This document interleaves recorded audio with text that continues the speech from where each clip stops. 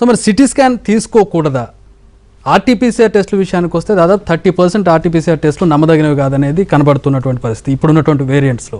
మరి ఇది కాక నెక్స్ట్ లెవెల్లో ఎట్లాంటి ట్రీట్మెంట్ తీసుకోవాలి, ఎట్లాంటి టెస్టులకు వెళ్ళాలి?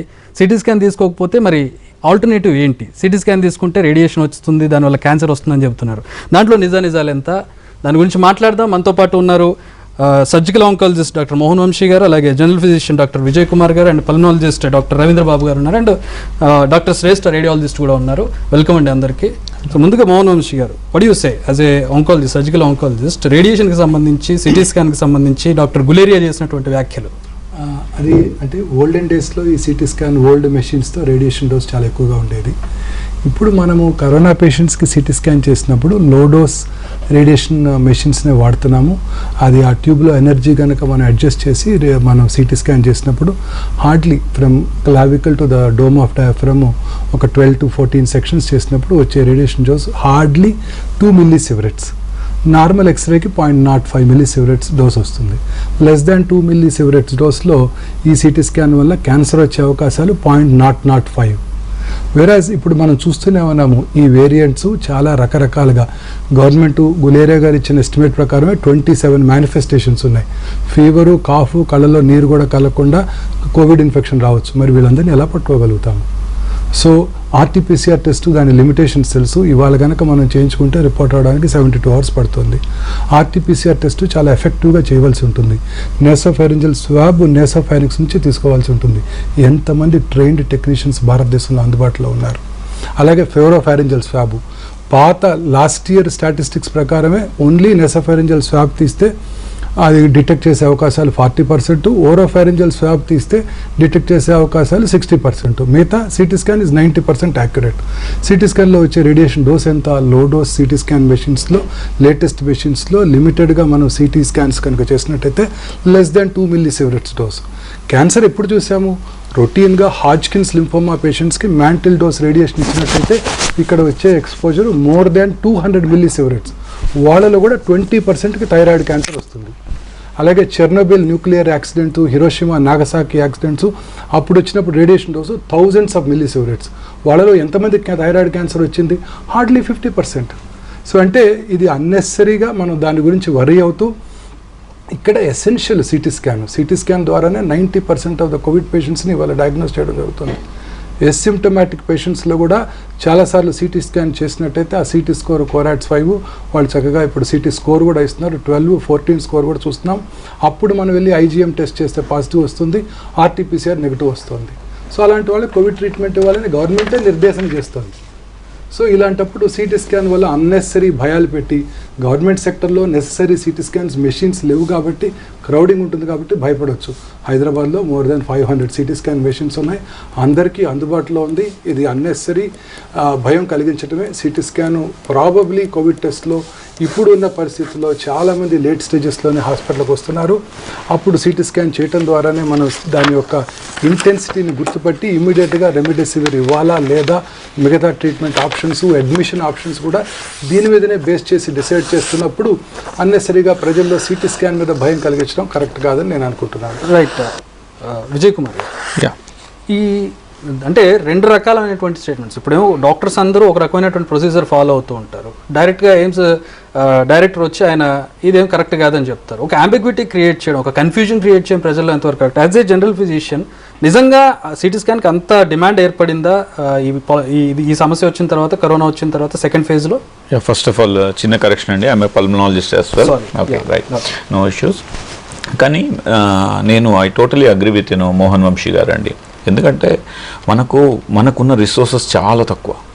సో ఈ రిసోర్సెస్ని మ్యాక్సిమం యూటిలైజ్ చేసుకోవాలి. ఎక్కడ ఆర్టీపీసీఆర్ దొరికితే అక్కడ మనం క్లూ తీసుకోవాలి, ఎక్కడ ఎక్స్రేలో దొరికితే అక్కడ మనం క్లూ తీసుకోవాలి, ఎక్కడ మనము సిటీ స్కాన్లో మనకు క్లూ దొరికింది అనుకోండి ఇది కోవిడ్. ఎందుకంటే ఉదాహరణకు మోహన్ గారు అన్నట్టుగా మనము జనరల్గా ప్రీ ఆప్ స్క్రీనింగ్ అని ఉంటుంది అనమాట. ఏదైనా సర్జికల్ ప్రొసీజర్స్ చేసేటప్పుడు ఈరోజు కోవిడ్ టెస్టింగ్ అనేది, సిటీ స్కాన్ అనేది ఆల్మోస్ట్ చాలా చోట్ల మ్యాండేటరీ అయింది. ఎప్పుడైతే 70% మనం ఆర్టీపీసీఆర్లో మిస్ అవుతున్నామో అది సిటీ చేస్తే ఏసిమ్టమాటిక్గా కోరాట్స్ 5 చూసిన వాళ్ళని 100 మందిని చూస్తుంటాం. సో ఇలాగా ఈ వందల మంది మనము సిటీ చేయకుండా డైరెక్ట్గా మనం తీసుకెళ్ళిపోయాం అనుకోండి థియేటర్కి, పేషెంట్ కరెక్ట్గా రికవర్ కాదు, సర్జరీ వల్ల ప్రాబ్లం అయిందని అనుకుంటాం అనమాట. కాబట్టి CT has got its own essential role in today's guidelines అండి. ఒకటి. రెండు, what is Guleria is talking about is అనవసరంగా అంటే ఆక్సిజన్ లెవెల్ 95, 96 మెయింటైన్ అవుతున్న వాళ్ళు, ఏమీ సిమ్టమ్ లేని వాళ్ళు భయంతో ప్యానిక్తో వెళ్ళి సిటీ చేయించుకుంటారు. అది వద్దు అని అంటున్నారు అనమాట. కానీ ఇప్పుడు ఈ రేడియేషన్ అనేటప్పటికీ భయపడతారు. రేడియేషన్ ఎఫెక్ట్కి మంచి ఉదాహరణ చెప్తాను. మనం అంతా కూడా ఓకే అట్లీస్ట్ అంటే కోవిడ్ రాకముందు వరకు అట్లీస్ట్ 5-6 టైమ్స్ ఇంటర్నేషనల్ ఫ్లైట్స్లో ట్రావెల్ చేస్తాం, అవునా? ఒక్కసారి మనం ట్రాన్స్ కాంటినెంటల్ మనం ఫ్లైట్ చేస్తే almost will get 5 sieverts of radiation dose అనమాట, వన్ వే. సో ఒకసారి అలా యూఎస్కి వెళ్ళో యూరోప్కి వెళ్ళో రిటర్న్ అయితే 10 sieverts రేడియేషన్ వస్తుంది. అలానే మనం మానేస్తున్నామా? లేదు కదా. సో అలానే okay when ever there is a need, మనం సిటీ చేయించాలి అన్న నీడ్ ఉన్నప్పుడు ఖచ్చితంగా చేయించుకోవాలి. కానీ ప్యానిక్తో చేయించుకోవడం, ఏ సిమ్టమ్ లేనప్పుడు చేయించుకోవడం అనేది కరెక్ట్ కాదు. రైట్. రవీంద్రబాబు గారు మీరేమంటారు? ఇప్పుడు గైడ్లైన్స్లో తీసుకుంటే అమెరికన్ గైడ్లైన్స్ కూడా ఈ కోవిడ్ కనుక్కోవడానికి కంపల్సరీగా సిటీ అయితే చేయాల్సిన అవసరం ఉంటుంది. చాలామంది అంటే ఇప్పుడు ఇండియాలో కాంటెక్స్ట్ ఏంటంటే అసలు ఈ టెస్ట్ రాయాల్సిన వాళ్ళు ఎవరు? డాక్టర్స్. కానీ మాకు 40 to 50 నియర్లీ ఒక 30% పీపుల్ వాళ్ళకి వాళ్ళే వెళ్ళి చేసేసుకుంటున్నారు. సో ఒక టెస్ట్ని ప్రిస్క్రైబ్ చేయాల్సినది ఒక డాక్టరు, కానీ ఒక టెస్ట్ కానీ బ్లడ్ టెస్ట్ కానీ సెల్ఫ్ అనే పేరు మీద వెళ్ళి చేసుకుని వచ్చేస్తున్నారు. యాక్చువల్లీ ల్యాబ్స్ చేయకూడదు. సో అది ఫస్ట్ కంట్రోల్ చేస్తే బెటరు. ఎందుకంటే జ్యుడిషియల్ యూసేజ్, ఇప్పుడు లోడ్ ఎక్కువైపోవడం కానీ రేడియేషన్ ఎక్కువడం కానీ దాన్ని డిసైడ్ చేసుకొని అది బెనిఫిట్ వర్సెస్ లాస్, అంటే వాళ్ళకి ఇది చేయాల్సిన అవసరం ఉందా లేదా అనేది. సో ఆర్టీపీసీ ఇప్పుడు ర్యాట్ కనుక నెగిటివ్ వచ్చింది అనుకోండి, next guidelines says we have to still doubt ఉంటే ఆర్టీపీసీఆర్ చేయమంటారు. ఆర్టీపీసీఆర్ కూడా తెలియలేదు బట్ సిమ్టమ్స్ ముందుకెళ్తున్నాయి అండ్ పేషెంట్ అడ్మిషన్కి వస్తాడా లేదా, సో ఏ బేసిస్ మీద వాళ్ళకి సీరియస్గా ఉంది లేదు మనం ప్రోగ్నోస్టికేట్ చేయాలి. ప్రోగ్నోస్టికేట్ చేయాలి అంటే నీకు చాలా సీరియస్ ఉంది, నీ లంగ్ ఇంత ఇన్వాల్వ్మెంట్ ఉంది, ప్రాబబిలిటీ ఆఫ్ వర్సనింగ్ ఎంత ఉంది, ఇవన్నీ ఆ ఇన్ఫిల్ట్రేట్స్ ఆ ప్యాటర్న్స్ని బట్టి లంగ్ వాల్యూమ్ ఇన్వాల్వ్మెంట్ని బట్టి చెప్పగలుగుతాం. Third, X-ray versus CT. ఇప్పుడు ఎక్స్రే చేస్తే చాలు అన్నారు. ఎక్స్రేలో మనము నియర్లీ సీరియస్ అంటే 70-80% దాటుగా ఇన్వాల్వ్ అయినప్పుడు మాత్రమే షాడోస్ కనబడతాయి.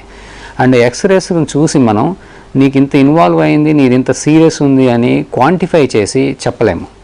సిటీ స్కాన్లో ఏ స్టేజ్లో ఉన్న ఇన్వాల్వ్మెంట్ని బట్టి, సో ఆ కోరాట్ స్టేజింగ్ని బట్టి కానీ లేదంటే వాల్యూమ్ ఇన్వాల్వ్మెంట్ని బట్టి కానీ సివియారిటీ స్కోర్ అంటాం, వాటిని బట్టి కానీ మనం క్లియర్గా చెప్పచ్చు మీరు ఇంత ఇన్వాల్వ్ అయింది కాబట్టి దీన్ని బట్టి మీకు హైపాక్స్ ఎంత ఉంటుంది, ఇది మీరు ఇంకా ముందుకు మనం ఎప్పుడైనా మందులు స్టార్ట్ చేసి ట్రీట్మెంట్ స్టార్ట్ చేయగానే అక్కడ బ్రేక్ పడిపోయి జబ్బు అక్కడితో ఆగిపోదు. సో ఇన్వాల్వ్మెంట్ బట్టి మీరు ఇంకా ఎంతో కొంత ముందుకు వెళ్తుంది, డిస్ట్రక్షన్ ఉంటుంది. సో పేషెంట్ ఎంతసేపటికి బయటకు వస్తాడు, ఎంత డ్యామేజ్ ఉంటుంది, సో ముందే మనం ప్రోగ్నోస్టికేట్ చేసేసుకొని చేయడానికి అవసరం ఉంటుంది. ఫ్యామిలీస్ మనం కరెక్ట్ ఇన్ఫర్మేషన్ ఇవ్వడానికి సరిపోతుంది. అయితే ఇలా జ్యుడిషియల్ యూసేజ్ లేకపోవటం వలన అండ్ సిటీ దగ్గర బర్డెన్స్ ఎక్కువ అవటం వలన చాలా సిటీ సిస్టమ్స్ కూడా వెయిటింగ్ పీరియడ్ ఎక్కువైపోతుంది. కొన్ని చోట్ల cities, not in the cities like where everything available, కొన్ని చోట్ల 1-2 సిటీ మెషిన్లు ఉన్న చోట ఈ క్యూ ఎక్కువైపోవటం వలన మెషిన్ ఫెయిల్ అయితే అవసరమైన వాళ్ళకి కూడా లేకుండా పోతున్నాయి. కాబట్టి దీన్ని జ్యుడిషియలైజ్ చేసి కరెక్ట్గా, ఎందుకంటే ఇండికేషనే లేదు అని చెప్పడం కరెక్ట్ కాదు. ఎందుకంటే కనుక్కోవాలి అంటే జబ్బు ఈవెన్ గైడ్లైన్స్లో CT scan is better option than what other investigations కన్నా కూడా. సో ఈ టెస్ట్లు అన్నిటికన్నా ఇది ఉంది కాబట్టి దీన్ని జ్యుడిషియలైజ్ చేసి కరెక్ట్ గైడ్లైన్స్ రిలీజ్ చేసి దీని ప్రకారం వెళ్ళాలి అంటాం కరెక్ట్ అని అనుకుంటున్నాను. రైట్. శ్రేష్ఠ గారు, యాజ్ ఎ రేడియాలజిస్ట్ మీ దగ్గరికి రోజు సాధారణంగా ఎలాంటి వాళ్ళు వస్తూ ఉంటారు? అంటే అనుమానంగా ఉన్న వాళ్ళు వస్తూ ఉంటారు, లేదంటే సివియర్ కండిషన్లో వస్తుంటారు? నెంబర్ ఆఫ్ కేసెస్ కంపారిటివ్లీ ఎలా ఉంటాయి? ఇప్పుడు సెకండ్ వేవ్లో most of the patients symptoms ఉండి ఒక 1 వీక్ ఇంట్లోనే ఉండి దాని తర్వాత వస్తున్నారు.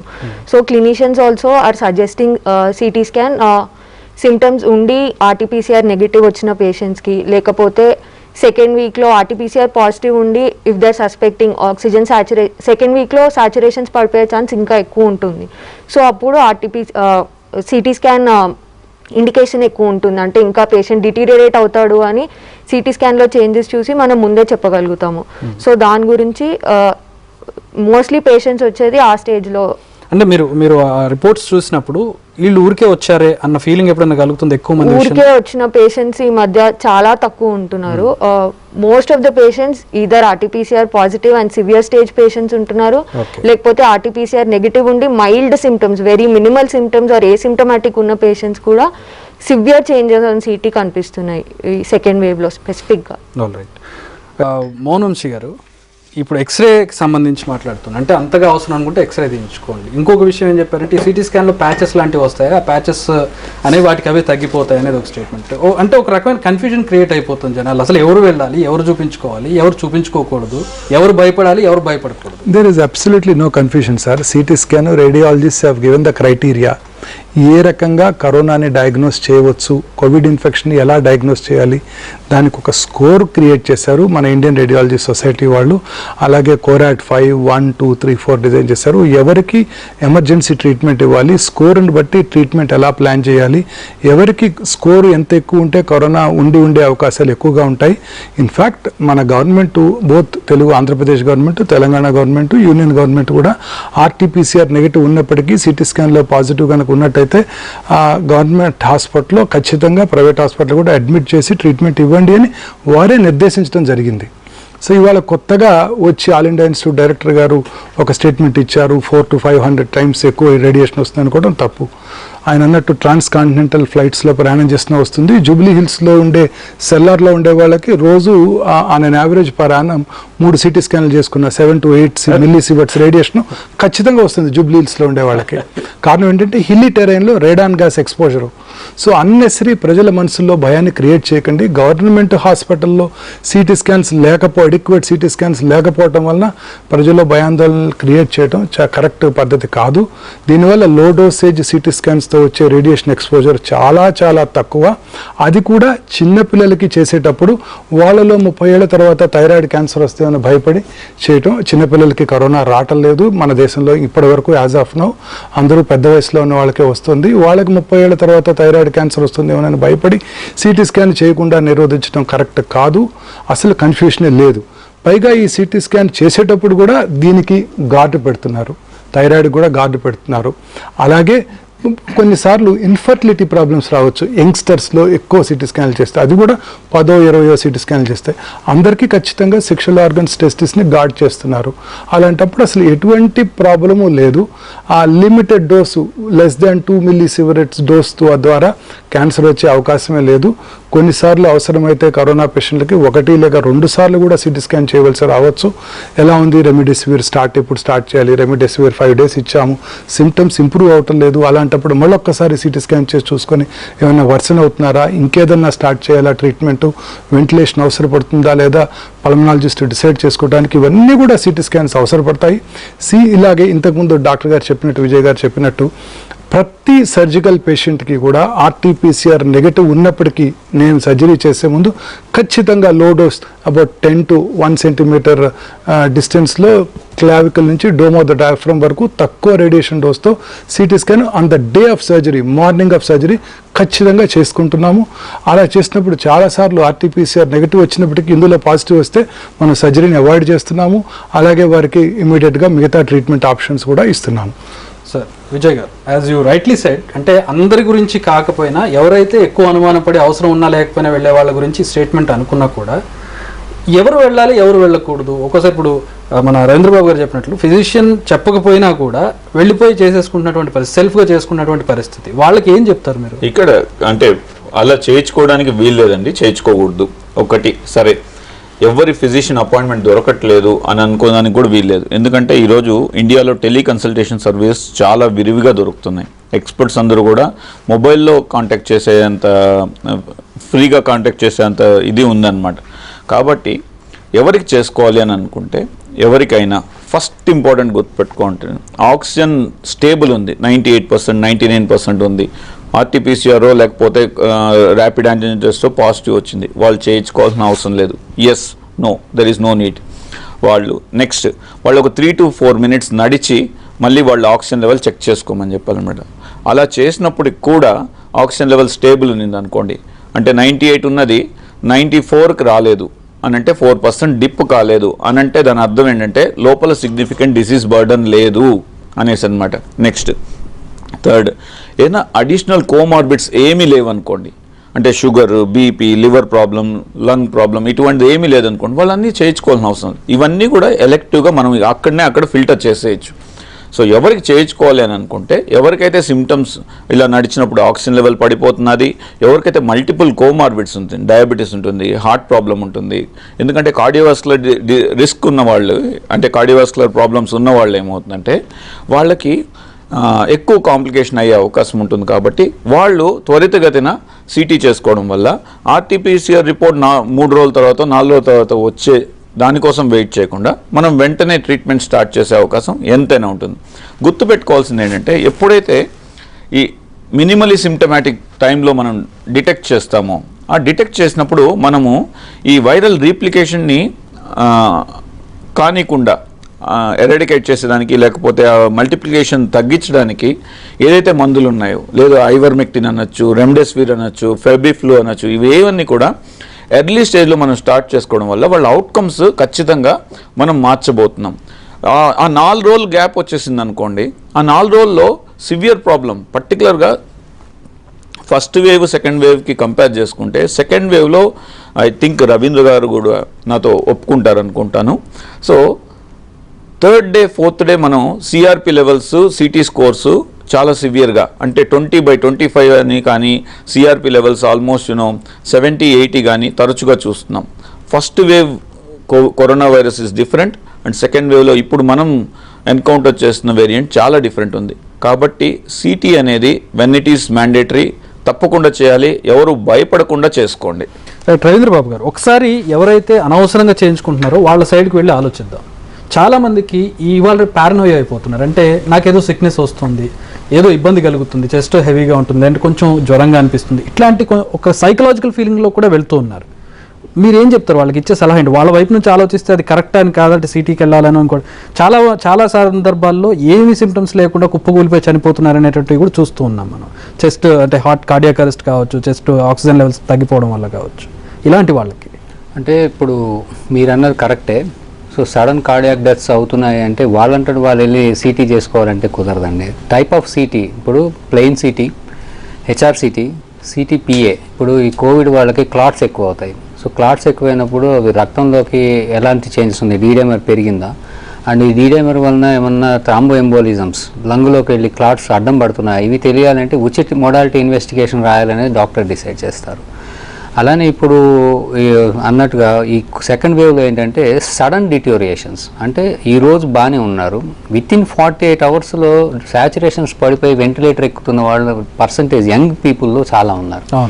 అంటే ఈరోజు బాగానే ఉంటున్నారు, రేపు ఎల్లుండి మీరు మందులు వాడరండి అనేసరికి 4వ రోజు వచ్చేసరికి వాళ్ళ రెస్పిరేటరీ రేటు మనం మామూలుగా 18-20 సార్లు పీలుస్తాం మన ఊపిరి నిమిషానికి, బట్ వాళ్ళు 50-60 దగ్గర ఉంటుంది. ఆ రెస్పిరేటరీ రేట్ కనుక 25 దాటిందంటే వాళ్ళు సిక్కుగా ఉన్నారని. అలానే వాళ్ళ శాచురేషన్స్ 2% ఫాల్ అయిందంటే, అంటే వాళ్ళు 98 దగ్గర ఉంది. At any point of time వాళ్ళకి 98 ఉంది, 96 అయిందంటే లంగ్లో డిసీజ్ ప్రోగ్రెస్ అయిపోతుంది, ఆర్ సిగ్నిఫికెంట్ చేంజెస్ వస్తున్నాయని. అలానే పర్సిస్టెంట్గా ఎలివేటెడ్ పల్స్ రేట్, నాడి కొట్టుకోవటం అనేది 100 దాటి కనుక కొట్టుకుంటూ ఉంటే వాళ్ళు డెఫినెట్గా డిసీజ్ ప్రోగ్రెస్ అవుతుంది, లంగ్ ఇన్వాల్వ్మెంట్ ఉన్నట్టు. అలానే జ్వరం వచ్చి కంటిన్యూ అయిపోయి 104, 105 మోర్ దాన్ 48 అవర్స్ కంటిన్యూ అవుతుందంటే వాళ్ళ డిసీజ్ ఎక్కువైపోయి వాళ్ళు వెంటిలేటర్కి వెళ్ళిపోయే ఛాన్స్ ఎక్కువ ఉంది ఇప్పుడున్న సెకండ్ వేవ్లో. ఇన్ ద సేమ్ మేనర్ ఎవరైతే ఇప్పుడు ఇలా సడన్గా ఇంప్రూవ్ అవుతున్నారో వాళ్ళకి ఈ భయం ఎక్కువైపోవటం వల్ల పోయి తీసేసుకుంటున్నారు CT scan. But CT scan తీయాల్సిన అవసరం అనేది వాళ్ళ కోసం కాదండి. ఇప్పుడు ఏ ట్రీట్మెంట్ డిసైడ్ చేయాలి, వాళ్ళు ఎంత ఇన్వాల్వ్మెంట్ ఉంది, ఎంత సీరియస్గా వాళ్ళకి ట్రీట్మెంట్స్ మనం స్టార్ట్ చేయాలి, ప్రోగ్నోస్టికేట్ ఏం చేయాలి అనేది these are the things of medical importance, not by the patient importance. వాళ్ళు తెలుసుకోవడానికి వాళ్ళు చేసేసుకొని చేయగలిగేది ఏం లేదు ఇప్పుడు. సో దానికోసం అని వాళ్ళు ఏంటంటే ఎనీ టెస్ట్ వాళ్ళు వెళ్ళాలి అనుకుంటే పేషెంట్కి మనము ఏం చేయాలనేది అసెస్ చేయడానికి కావాల్సినటువంటి టూల్స్ వైద్య పరిజ్ఞానంగా వైద్యుడు చేయాలి. సో వైద్యుడు అసెస్ చేసి ఆ సివియారిటీకి ఎంత ట్రీట్మెంట్ ఎలాంటిది ఇవ్వాలనేది వాళ్ళు డిసైడ్ చేయాలి. కానీ పేషెంట్ తనంతట తాను వెళ్ళిపోయి ప్యానిక్ అయిపోయి తీసుకున్నాక నెక్స్ట్ స్టెప్ అనేది వాళ్ళకి అసెస్ చేసుకోవడం కాకుండా వాళ్ళే కోరాట్స్ 5 ఉందని కోరాట్స్ 5 అంటే దాని అర్థం ఏంటంటే ప్రాపబుల్గా ఇది టెస్ట్ చేస్తే కోవిడ్ అంటే కరోనా అవుతుంది అనేది తప్పి, కానీ అది సివియారిటీ కాదు. సో అంటే ప్రాపబిలిటీ ఆఫ్ కోవిడ్ అనేది ఎంత ఉంటుంది అని దాని మీద సివియారిటీ స్కోర్ ఆ ప్యాటర్న్ బట్టి తీసుకొని ఆ సివియారిటీ స్కోర్ మీద లంగ్ ఎంత ఇన్వాల్వ్ అయ్యింది అనేది వాళ్ళు అసెస్ చేయడం కాదు, వైద్యుడు చేయాలి.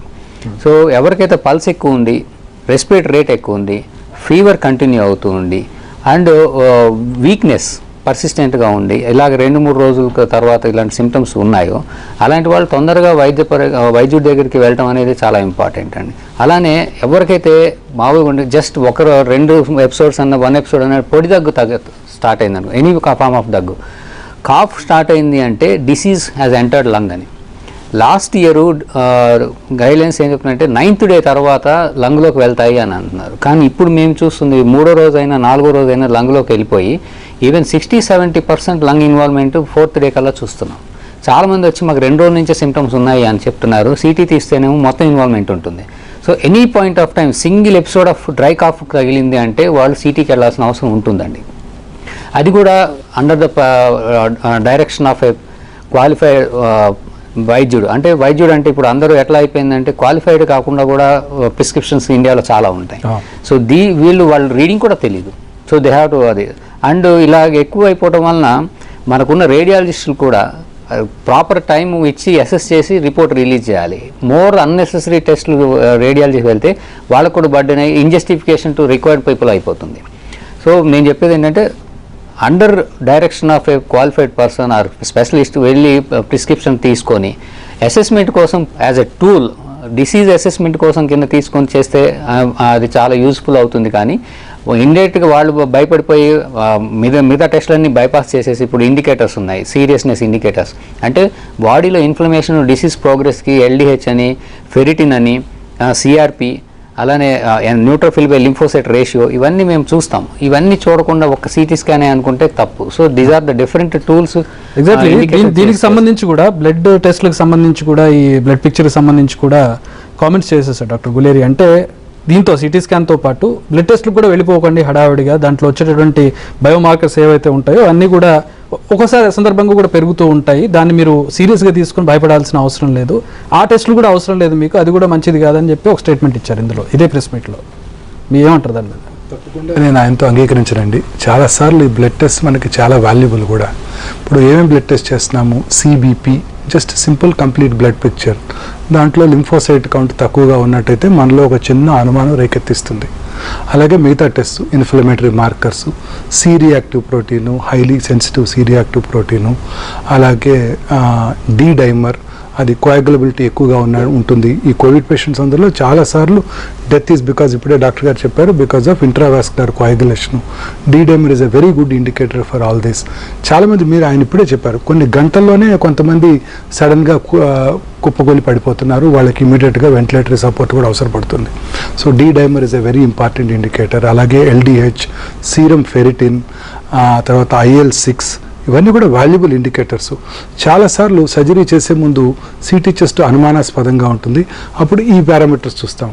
లింఫోసైట్ కౌంట్ తక్కువ ఉంది, D డైమర్ ఎక్కువైపోయింది, సీరం ఫెరిటిన్ ఎక్కువైపోయింది, LDH ఎక్కువగా ఉంది, అలాగే ప్రోకాల్సిటోనిన్ నార్మల్గా ఉంది. అలాంటప్పుడు ఇది కోవిడ్ అయి ఉండవచ్చు అని ట్రీట్మెంట్ కూడా స్టార్ట్ చేస్తాం. గవర్నమెంటే చెప్తుంది RT-PCR మీదే డిపెండ్ అవ్వకండి, ఇది RT-PCR చాలాసార్లు నెగిటివ్గా వస్తుంది, ఒక చిన్న టెక్నీషియన్ చేసిన దాని మీద డిపెండ్ అవ్వకండి. అన్నీ కూడా valuable indicators for us. Every life is important, గవర్నమెంట్కి ఎవ్రీ టెస్ట్ ఈజ్ ఇంపార్టెంట్, మన పర్సన్కి మన పేషెంట్కి అతని లైఫ్ ఇంపార్టెంట్. సో ఇవన్నీ కూడా తప్పనిసరిగా అవసరపడతాయి. CRP, D dimer, procalcitonin, LDH, serum ferritin, అలాగే IL-6 ఇవన్నీ. తర్వాత ఇప్పుడు కొత్తగా IgM అండ్ IgG మార్కర్స్ చాలాసార్లు చూస్తుంటాము. CT స్కాన్ చేసినప్పుడు లంగ్స్లో సివియర్ ఫైండింగ్స్ కనబడతాయి. అలాగే అప్పుడు IgM, IgM ఎక్యూట్ ఫేజ్లో ఎలివేట్ అవుతుంది, IgG క్రానిక్ అంటే డిసీజ్ వచ్చి తగ్గిపోయాక IgG యాంటీబాడీస్ పెరుగుతాయి. సో అలాంటి కేసెస్లో మనం సర్జరీకి రెడీ అవుతున్నప్పుడు IgM నార్మల్గా ఉంటుంది, IgG ఎక్కువ ఉంటుంది, అంటే వాళ్ళకి ఇంతకు ముందే కోవిడ్ వచ్చి తగ్గిపోయింది అనమాట. కరెక్ట్గా హిస్టరీ తీసుకుంటే 3 నెలల క్రితం నాకు 2 రోజులు ఫీవర్ వచ్చిందని చెప్తాడు ఆయన. సో ఇవన్నీ కూడా మనకి చాలా యూస్ఫుల్ అండి. For every single patient life is very precious. Government patients కోసం అలా బ్లడ్ టెస్ట్లు అవసరం లేదు, సిటీ స్కాన్ అవసరం లేదు, ఆక్సిజన్ అవసరం లేదు, ఇంటి దగ్గరే ఉండండి, హాస్పిటల్కి రాకండి అని చెప్తూ ఉండవచ్చు. బట్ అది కరెక్ట్ అప్రోచ్ కాదు. ప్రతి లైఫ్ వాల్యుబుల్లే మనకి, ప్రతి లైఫ్ ఖచ్చితంగా వాల్యుబుల్. అనుమానంగా ఉన్నప్పుడు మీరు ఇందాక అడిగారు, అనుమానంగా ఉంటే వెళ్ళి టెస్టులు చేయించుకోవాలా? ఎస్, అనుమానంగా ఉంటే టెస్టులు చేయించుకోకండి, డాక్టర్ గారిని కలవండి. చాలామంది పల్మనాలజిస్టులు అవైలబుల్గా ఉన్నారు, ఫిజిషియన్స్ అవైలబుల్గా ఉన్నారు, ఈ కన్సల్టేషను, వీడియో కన్సల్టేషన్ అవైలబుల్గా ఉన్నారు. అనుమానంగా ఉన్నప్పుడు ఖచ్చితంగా వెళ్ళి చూపించుకోండి. చాలామంది కోవిడ్ భయంతో చనిపోతున్నారు. అదే డాక్టర్ గారికి చూపించుకొని డాక్టర్ గారు అవసరమైతే చిన్న టెస్టులు చేసి నీకు ఏమీ లేదు అంటే చాలా రిలాక్స్డ్గా ఉంటారు. సో ప్రతి పేషెంట్కి లైఫ్ ఈజ్ వెరీ ప్రెషియస్. ఆ టెస్టులు చేయించుకోవద్దు, ఈ టెస్టులు చేయించుకోవద్దు, అనవసరంగా క్యాన్సర్ వస్తుంది. క్యాన్సరే రాదు, ఎప్పుడో 30 ఏళ్ళ తర్వాత 60 ఏళ్ళ పేషెంట్కి 90 ఏళ్ళకి నీకు థైరాయిడ్ క్యాన్సర్ వస్తుందని భయపెట్టి ఇప్పుడు ఆయన చంపేస్తే బాగుంటుందా? కరెక్ట్ కాదండి. సో విజయ్ గారు, ఇక్కడ ఇంకొక మోస్ట్ ఇంపార్టెంట్ థింగ్ అండి, మనం సిటీ చూసినప్పుడు మనకు అది అక్యూట్ ఫేజ్లో ఉందా, క్రానిక్ ఫేజ్లో ఉందా, కొంచెం వెరీ ఇంపార్టెంట్ థింగ్ ఇంకొకటి మా క్లినికల్ దీనిలో అన్నమాట జడ్జిమెంట్లో ఈ పేషెంట్ ఎలా ప్రోగ్రెస్ అవుతాడు. Second important thing, fibrosis component ఎంత ఉంది. ఏదైనా fibrosis already post Covid pulmonary fibrosis అని అంటాం, అంటే కోవిడ్ వచ్చి తగ్గిపోయిన తర్వాత ఫైబ్రోసిస్ ఏర్పడుతుంది లంగ్లో. అటువంటిది ఏం లేదు, మాకు ఇప్పుడు ఎర్లీ ఇండికేటర్స్ ఉన్నాయన్నమాట. ఏ పేషెంట్కి ఆక్సిజన్ ఎక్కువ అవసరం అయ్యే అవకాశం ఉంటుంది, దేనిలో తెలుస్తుంది, ఎలా తెలుస్తుంది? సిటీ చేయకపోతే చేయలేం. సో పేషెంట్ ఆల్రెడీ బైపాప్ పెట్టుకొనేసి ఒక లెవెల్ ఆఫ్ సపోర్ట్లో మనం ఇస్తూ ఉంటాం. ఆ పేషెంట్కి ఎంత ఉంది, మనం ఎలా ట్రీట్మెంట్ ప్లాన్ చేయాలి, ఇతనికైనా వెంటిలేషన్ అవసరం అవుతుందా, లేకపోతే ఇంకా నెక్స్ట్ లెవెల్కి వెళ్ళి ఎక్కువ అవసరం అవుతుందా అనేసి మనం ఎలా చెప్పగలుగుతాం? Unless we do CT scan we cannot do it, we cannot prognosticate them అనమాట. రేపు పొద్దున ఫ్యామిలీస్ కూడా అడుగుతారు డాక్టర్స్ని, ఎలా ఇంప్రూవ్ అవుతారండి, మా పేషెంట్ బాగానే అవ్వచ్చా, ఇంప్రూవ్ అయ్యే టెండెన్సీ ఎలా ఉంది, ఎంత తొందరగా బయట రావచ్చు హాస్పిటల్ నుండి. ఇవన్నీ కూడా మనం చేయాలంటే సిటీలు ఖచ్చితంగా చేయాలి. అండ్ మన రవీంద్ర గారు చెప్పినట్టుగా, మోహన్ వంశీ గారు చెప్పినట్టుగా అదర్ బ్లడ్ పారామీటర్స్ అనేది వెరీ వెరీ ఇంపార్టెంట్. ఎగ్జాంపుల్, ఈరోజు నేను ఒక పేషెంట్ ఉన్నారు, పేషెంట్ ఏకి ఈరోజు ట్రీట్మెంట్ స్టార్ట్ చేశాను. ఎలా ఇంప్రూవ్ అవుతున్నారు నాకు ఎట్లా తెలుస్తుంది? 2 days తర్వాత నేను ఆ సిఆర్పి మానిటర్ చేయాలి. సిఆర్పి తగ్గుతున్నది అనుకోండి, ఎస్ మేము కాన్ఫిడెంట్గా ఉంటాం. సిఆర్పి మనం చేసినప్పుడు కూడా, అంటే ట్రీట్మెంట్ స్టార్ట్ చేసినప్పుడు కూడా సిఆర్పి పాటుకు పెరిగిపోతున్నది, అదర్ ఇన్ఫ్లమేటరీ మార్కర్స్ పెరిగిపోతున్నప్పుడు ట్రీట్మెంట్ లైన్ మనం మార్చుకోవాలి. సో ఏ టెస్ట్ లేకుండా మనం ఏం చేయగలం? మనం రాతి యుగంలో లేం కదండి. Okay, we're in new era where modern facilities available ఉన్నాయి. ఇవన్నీ కూడా బేసిక్ పాపులేషన్కి మనం తీసుకెళ్లాల్సిన బాధ్యత మనకు ఉంది.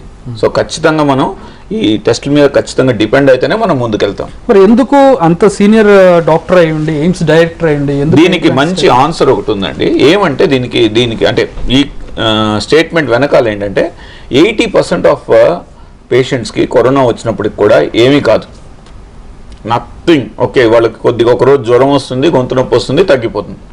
కానీ 20% మోహన్ వంశీ గారు ఏం చెప్పారు? ఈ 20%లో ఒక్క లైఫ్ కూడా వెరీ ఇంపార్టెంట్. ఇప్పుడు మన ఇంట్లో ఉంది ఒక 10 మంది ఉన్నాం, 10 మంది మనకి ఇంపార్టెంటే కాదా? ఖచ్చితంగా ఇంపార్టెంట్. ఒకరిని వదులుకుంటామా? లేదు కదా.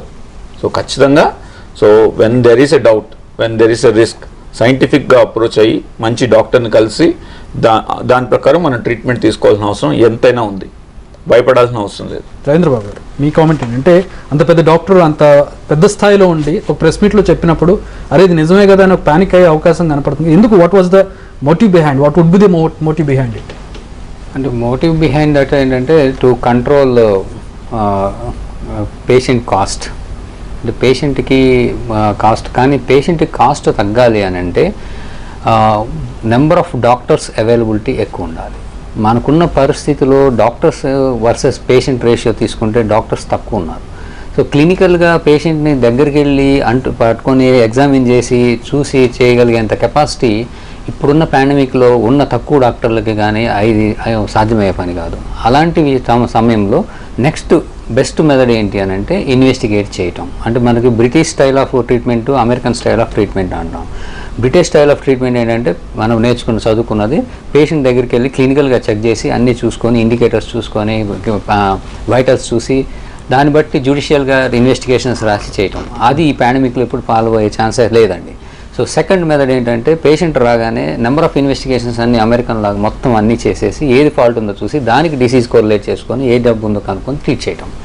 సో ఇప్పుడున్న పాండమిక్లో ఉన్న రిసోర్సెస్ తక్కువ ఉన్న దాంట్లో డెఫినెట్లీ ఇండికేషన్స్ అయితే ఎలా ఉందంటే దానికి కారణం ఏంటంటే ఇప్పుడు డీడైమర్ చేయాలి. డీడైమర్ కిట్స్ దాదాపుగా స్టేట్లో లేవండి, ఇవి బ్లాక్లో కొనుక్కుంటున్నారు. అలానే పీటీఎఫ్టీటీ కిట్స్ లేవండి క్లాట్వి, అవి కూడా బ్లాక్లో కొనుక్కుంటున్నారు. IL-6 కిట్స్ లాస్ట్ ఇయరే లేవు, అవి కూడా బ్లాక్లో తెచ్చుకున్నారు, లేదా కొన్ని చోట అవుతున్నాయి. అవన్నీ ఏంటంటే అందరికీ అవసరమైనప్పుడు ఆ కిట్స్ అవైలబిలిటీ అనేది కూడా క్వశ్చన్ మార్క్ అయినప్పుడు నెక్స్ట్ స్టెప్ ఏంటంటే జ్యుడిషియల్గా యూజ్ చేయటం. జ్యుడిషియల్గా యూజ్ చేయాలి అని అంటే దీనికి ఆన్సర్ ఏంటంటే అందరికీ కాకుండా ఎవరికి అవసరము. ఇప్పుడు మేము ఒక పేషెంట్ ట్రీట్మెంట్ స్టార్ట్ చేసినప్పటికీ 5-6 సార్లు చేయాల్సింది 1-2 సార్లు చేసి మిగతాదంతా డాక్టర్ ఆయన జ్యుడిషియల్గా వాడుకొని ఆయన హీ హ్యాస్ టు థింక్ అనమాట అలాంటప్పుడు చేయడానికి. ఎందుకంటే రిసోర్సెస్ అనేవి తక్కువైపోయినాయి. ఇప్పుడు సిటీ స్కాన్ ఒక్కటే కాకుండా మిగతా టెస్టుల దగ్గర కూడా ఇవన్నీ ఇబ్బందులు అవుతున్నాయి కాబట్టి దానివల్ల రేట్లు కూడా పెరగడం జరిగింది లాస్ట్ ఇయర్. సో డీడైమర్ అనేది ఒక 2000-3000కి వచ్చేది 5-6,000 కూడా చేసిన రోజులు కొంతమంది పేషెంట్స్ మేము చూసాం. సో ఈ రిసోర్సెస్ యూటిలైజేషన్ దగ్గర స్కైర్సిటీ రావటం వలన పేషెంట్స్కి స్ట్రెస్ స్ట్రెయిన్ ఎక్కువైపోతుంది, ఎందుకంటే అవైలబిలిటీ లేవు. సో మనం అవన్నీ ఇంపోర్ట్ చేసుకోవాల్సినవి అండ్ ప్రొడక్షన్ కెపాసిటీ కన్నా దాటి మనకు రిక్వైర్మెంట్ ఉండటం వలన వీటన్నిటి వలన అవుతుంది. కాబట్టి this is an indication where జ్యుడిషియల్గా వాడండి. సో అవసరమైన వాళ్ళకి మాత్రమే దానికి చూసుకొని ఫిజిషియన్ అన్న వాళ్ళు కొంచెం ఎక్కువగా పేషెంట్ కోసం అనేది దాని గురించి అయి ఉంటుంది తప్పితే రిసోర్సెస్ గురించి కానీ అది రాంగ్ ఇండికేషన్ అని కానీ లేని ఇండికేషన్తో చేస్తున్నాం అనేది మాత్రం తప్పండి. రైట్, మాట్లాడదాం. యాజ్ ఎ రేడియాలజిస్ట్ మీరు comparatively first phase second phase చూసుకుంటే సెకండ్ ఫేజ్లో ఈ స్కానింగ్స్ కానివ్వండి వీటికి వచ్చేటటువంటి క్రౌడ్ కానీ మీ మీద ఉండేటటువంటి బర్డెన్ కానీ ఏ మేరకు పెరిగింది కంపారిటివ్లీ? సెకండ్ ఫేజ్లో డెఫినెట్గా బర్డెన్ పెరిగింది. దట్ ఈస్ బికాజ్ సెకండ్ ఫేజ్లో RT-PCR నెగిటివ్ వచ్చే రేట్ ఇంకా పెరిగింది. Because many patients are getting affected. అది కాకుండా RT-PCR ఈ స్ట్రెయిన్ వల్లనో తెలీదు, negativity rate of RT-PCR is more. And negative ఉన్న పేషెంట్స్లో CTలో చేంజెస్ రావడం ఎక్కువ పేషెంట్స్కి వస్తుంది. సో క్లినిషియన్స్ సజెస్ట్ చేయడము ఇంకా సిమ్టమ్స్ 1 వీక్ పైన ఉంటే రిపీట్ CT చేయించుకోవడము అది డెఫినెట్గా చాలా ఎక్కువ పెరిగింది. ఓకే, మోహన్ వంశీ గారు, ఇప్పుడు మనకి రవీంద్రబాబు గారు చెప్పినట్లుగా దీన్ని ఒక మోడస్ ఆపరెండి అంటే ఎవరు చేయించుకోవాలి ఎవరు చేయించుకోకూడదు అనేది ఇప్పుడు ప్రైవేట్ ఆసుపత్రుల మీద కూడా ఆరోపణలు వస్తున్నాయి. అంటే అవసరం ఉన్నా లేకపోయినా టెస్టులు రాసేస్తారనేది ఒక ఆరోపణ, ఎప్పుడు వినిపించే ఆరోపణ అది.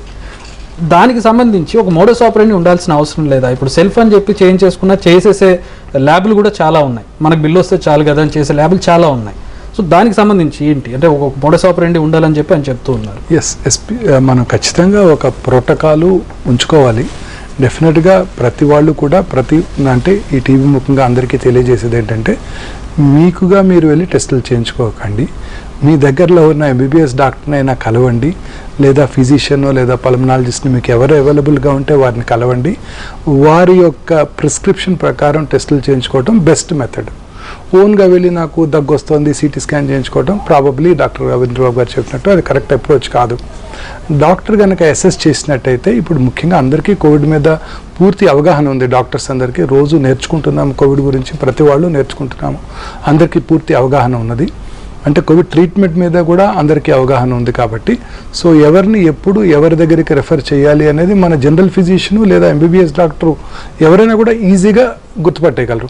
ఏ పేషెంట్కి ఇమీడియట్గా హోమ్ క్వారంటైన్ అవసరం, ఏ పేషెంట్కి ఇమీడియట్గా పల్మనాలజిస్ట్ డాక్టర్ విజయ్ కుమార్కో రవీంద్రబాబుకో పంపించాలి అన్న నిర్ణయం ఒక MBBS డాక్టర్ గారు కూడా తీసుకోగలరు. సో అందువలన ఎవరు కూడా సొంతంగా టెస్టులు చేయించుకోకండి. బట్ టెస్టుల వల్ల గవర్నమెంట్ వాళ్ళు వాదించినట్టు ఎటువంటి హాని లేదు. డాక్టర్ గారి ప్రిస్క్రిప్షన్ మేరకు మీరు పరీక్షలు చేయించుకోవడం ద్వారా బెస్ట్ రిజల్ట్స్ వస్తాయి అండ్ తక్కువ కాస్ట్ కూడా అవడానికి అవకాశం ఉంటుంది. డాక్టర్ల అప్రోచ్ ఎంతవరకు కరెక్ట్ ప్రాసెస్లో వెళ్తుంది? ఎందుకు ప్రతిసారి ఆరోపణలు ఎందుకు వస్తాయి? మా దగ్గర ఎంత బిల్లు అంత బిల్లు తీసేసుకున్నారు, అన్ని టెస్టులు అవసరం లేకుండా రాసేసారు అనేటటువంటి లైన్స్ ఎందుకు వస్తూ ఉంటాయి? అంటే పేషెంట్లు ఎప్పుడు ఎలా అంటే జనరల్ టెండెన్సీ ఎలా ఉంటుందంటే ఓకే 2 రూపీస్ ఛార్జ్ చేసినామంటే బిల్ ఎక్కువైందంటారు, 1 అంటే క్వాలిటీ లేదని అంటారు. ఏం చేయమంటారు దాన్ని? ఎప్పుడు అది ఏంటంటే కోడి ముందా లేక గుడ్డు ముందా అన్న అనమాట. ఎప్పుడు దానికి ఆన్సర్ ఎవరు ఇవ్వలేరు, ఆ డిబేట్ మనం మళ్ళీ చేసుకున్నాం. బట్ జనరల్గా చూస్తే when ever it is needed. Some times ఏమవుతుందంటే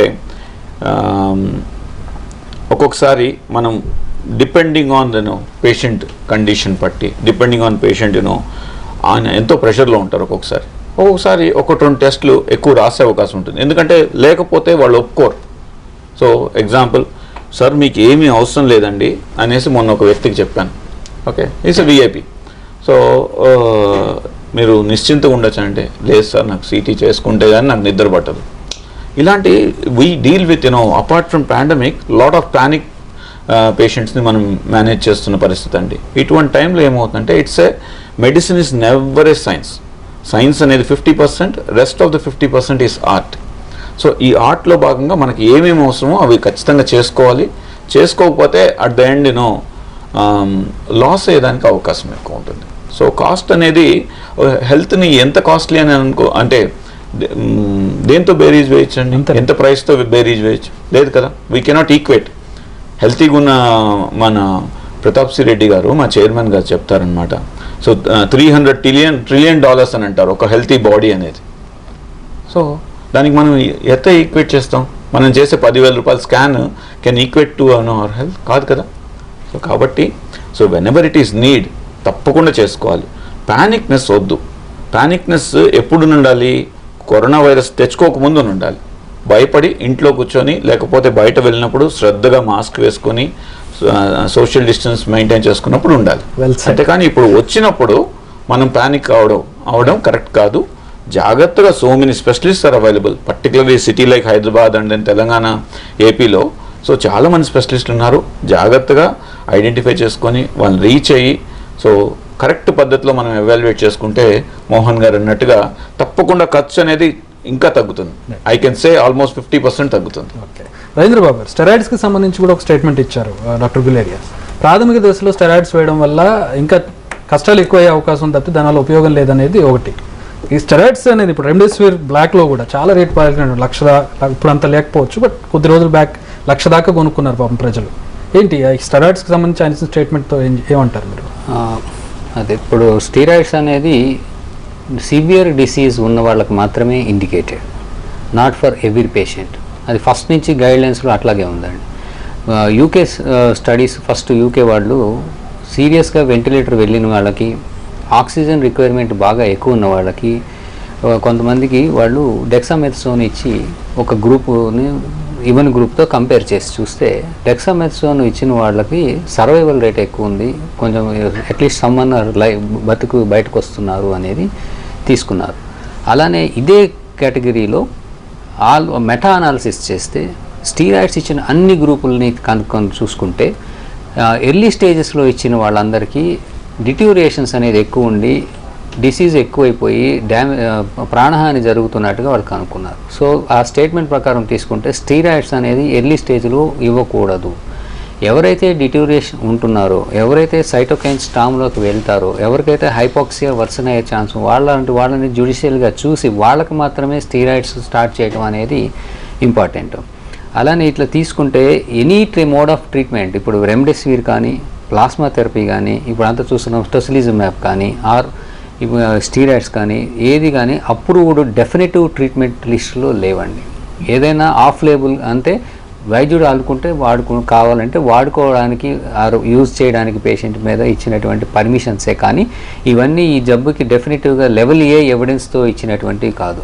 అలానే ఇందాక మీరు అన్నారు ఎందుకు ఇంకోటి ఏంటంటే ఎవిడెన్స్ బేస్డ్ మెడిసిన్లో పేషెంట్కి వచ్చినప్పుడు మనము క్లినికల్గానే చూసి టెస్టులు రాయకుండా స్టేజ్ మిస్ అయ్యాం లేదా పేషెంట్ వర్సన్ అయిపోయాడు అంటే ఈ క్లెయిమ్స్ అనేవి ఎక్కువ ఇప్పుడు డాక్టర్కి ఎగ్నెస్ట్ అవుతాయి. కాబట్టి ఇప్పుడున్న మోడర్న్ ఎరా మెడిసిన్లో టెస్టులు రాయడం కానీ దాన్ని అసెస్ చేసి పేషెంట్ స్టేజింగ్ చేసి మన ప్రాపర్గా ట్రీట్ చేయలేదు అనే దానికి ఈ కంపల్సరీ టెస్టులు అయితే రాయాల్సి వస్తుందండి.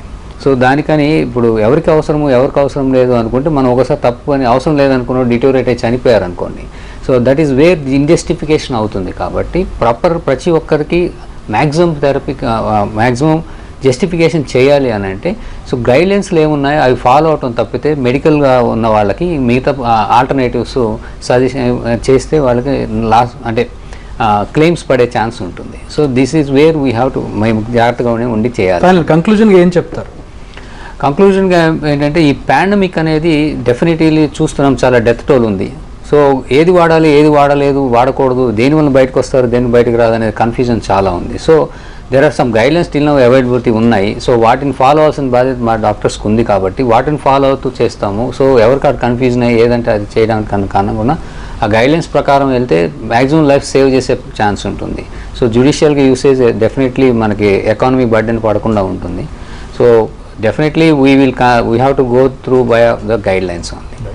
Final lines Vijay garu. Sir ఖచ్చితంగా మనమంతా కూడా ఓకే, డాక్టర్స్ అందరూ కూడా స్ట్రిక్ట్లీ మెజారిటీ ఆఫ్ డాక్టర్స్ గైడ్లైన్స్కి అబైడ్ అయి ఉన్నామండి. That's very important. And pandemic టైంలో ఇంత work burden okay we have never expose. అంటే we all studied in institutes as well. ఇన్స్టిట్యూట్స్లో కూడా కంటిన్యూస్గా 36 hours వర్క్ చేసిన రోజులు ఉన్నాయి. అయినప్పటికీ కూడా ఇంత స్ట్రెస్ ఎప్పుడు మేము చూడలేదు. ఏళ్ల తరబడి లాస్ట్ ఇయర్ ఇప్పుడు అసలు కంటిన్యూస్గా బ్యాక్ టు బ్యాక్ అనేది ఆల్మోస్ట్ మీరు నమ్మరు ఒక్కొక్క పల్మనాలజిస్ట్ ఒక ఫిజిషియన్ ఆల్మోస్ట్ కొందరు అయితే 16 hours 17 hours వర్క్ చేస్తున్న రోజులు ఇవి. ఇటువంటి టైంలో ఓకే ప్రజల్లోకి కరెక్ట్ మెసేజ్ వెళ్ళాలి, కన్ఫ్యూజన్ ఉండకూడదు, భయాందోళనలు వద్దు, కరెక్ట్గా ట్రీట్మెంట్ తీసుకుంటే 98% ఆఫ్ పీపుల్ స్మూత్గా బయట వస్తున్నారు. టైం పడుతున్నది, డబ్బులు ఖర్చు అవుతున్నది లేదని చెప్పలేదు, కానీ 98% స్మూత్గా బయట వస్తున్నారు. Maybe it may take 2 weeks 3 weeks for few of them, but ఖచ్చితంగా వస్తున్నారు. భయపడొద్దండి, ప్రజలకి భయపడొద్దండి అని ఎన్టీవీ ముఖంగా నేను చెప్తున్నానండి. రైట్. వంశీ గారు చివరిగా ఏం చెప్తారు?